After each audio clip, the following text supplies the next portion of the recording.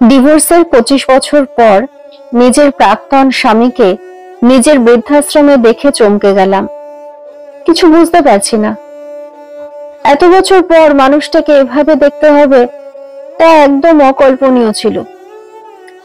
লোকটা একপাশে গুটিসুটি মেরে বসে আছে। দেখতে বড্ড অসহায় লাগছে।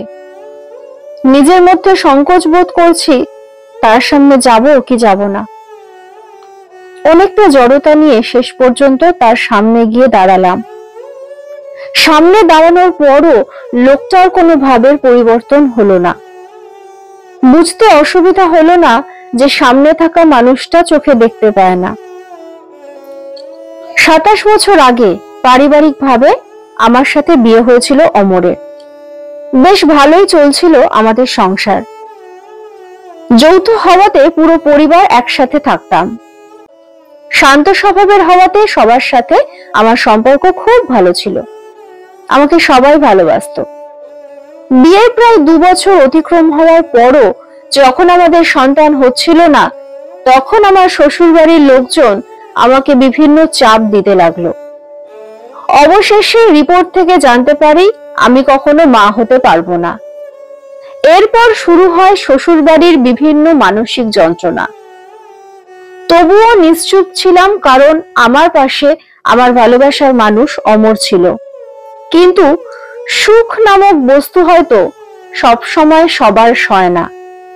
আমার ক্ষেত্রেও তার বিপরীত কিছু হলো না। পরিবারের চাপে অমরও আমার থেকে দূরত্ব নিয়ে নিল। তবুও নিজেকে মানাতাম যে মানুষটা মনের কষ্টে হয়তো এমন করছে। শ্বশুর বাড়িতে থাকাটা যখন অনেকটা যন্ত্রণাদায়ক হলো, তখন ঠিক করলাম কিছুদিন বাপের বাড়িতে গিয়ে উঠবো। এতে হয়তো পরিবেশ কিছুটা শান্ত হবে। যেদিন রাতে অমরকে বাপের বাড়ির কথা জানালাম, সেদিন রাতে তার কোনো উত্তর পেলাম না। কিন্তু আগে বাপের বাড়ি যাওয়ার কথা বললে তার মুখটা কালো হয়ে যেত। এবারে তার মধ্যে তেমন পরিবর্তন হলো না। বাপের বাড়ি যাওয়ার প্রায় 3 দিন বাদে একটা কুরিয়ার এলো, যাতে লেখা আছে অমরের বিয়ের কথা আর আমাদের ডিভোর্সের পেপার। চিঠি আর ডিভোর্স পেপারটা হাতে নিয়েই আমার পুরো মাথা ফাঁকা হয়ে গেল। বুঝতে বাকি রইল না পুরো বিষয়টা বহুদিন আগে থেকে পরিকল্পিত, শুধু আমার বের হওয়ার অপেক্ষায় ছিল। যার জন্য এত কষ্ট, এত অপমান সয়েছিলাম, সেই যখন পাশ কেটে চলে গেল, তখন নিজেকে পুরো একা মনে হলো। ভাবলাম ওই বাড়ি গিয়ে এই বিষয়ে প্রশ্ন করব, প্রতিবাদ করব, কিন্তু মনে হলো যার জন্য ও বাড়িতে যাব সেই তো আমাকে চায় না, তাই গিয়ে লাভ কি?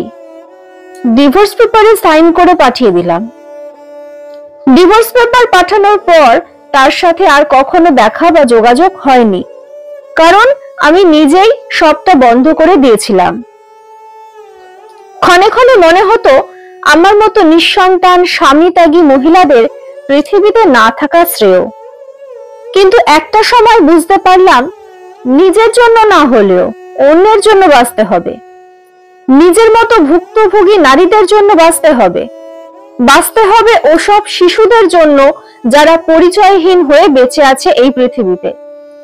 পেছনে ফেলে আসা মানুষগুলোর প্রতি কোনো অভিযোগ রইল না। মনে মনে প্রতিজ্ঞা করলাম সমাজের তাদের জন্য কাজ করব, যারা নিজেদের অনিচ্ছাকৃত ত্রুটির জন্য পরিবার পরিজনের কাছে আঘাতপ্রাপ্ত। অতীতকে ভুলে কঠোর পরিশ্রমে একদিন নিজেকে প্রতিষ্ঠিত করলাম। স্থাপিত করলাম অনাথ আশ্রম, বৃদ্ধাশ্রম, বিধবা নারীদের জন্য বিভিন্ন কাজের ব্যবস্থা করলাম। আমার মতো যে সকল নারী এ সমাজে অবহেলিত, মানসিক আঘাতে জর্জরিত, তাদের জন্য কিছু করতে পারাটাকে নিজের জন্য অনেক সৌভাগ্যের মনে হলো। অসুস্থ আর অস্বাভাবিক লাগছে অমরকে। আমি না হয় তার আপন ছিলাম না, তাই আমাকে ছাড়তে তার হৃদয় কাঁপেনি। তাহলে যারা তার আপন ছিল তারা কেন তাকে এখানে রেখে গেল? একজন সার্ভেন্টকে জিজ্ঞাসা করলাম ওনাকে এখানে কে এনেছে। উত্তরে সে জানায় সন্তানরা সবাই বিদেশ থাকে, তাই কেউ দায়িত্ব নিতে চায় না, তাই আশ্রমে রেখে গেছে। দীর্ঘশ্বাস ফেললাম আর মনে মনে চিন্তা করলাম, একসময় নিঃসন্তান হওয়ায় অমর আমাকে ছেড়েছিল, আর আজ সেই সন্তানরাই তাকে বৃদ্ধাশ্রমে ছেড়ে গেল। এটাই হয়তো প্রকৃতির খেলা।